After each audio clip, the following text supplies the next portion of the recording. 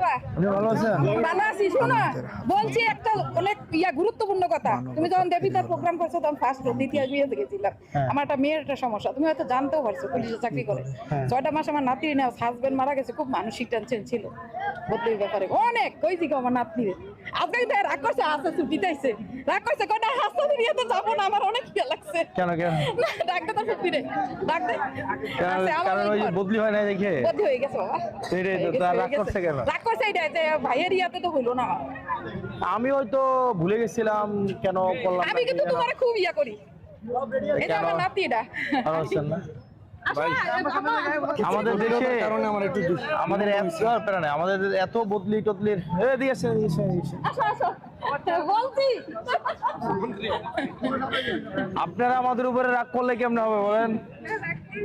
হয়তো ভুলে গেছিলাম, হয়তো কেউ মনে করাই না দেয় না নাই। না বাবা, ভুলে গেলে হবে না, আমাদেরকে তো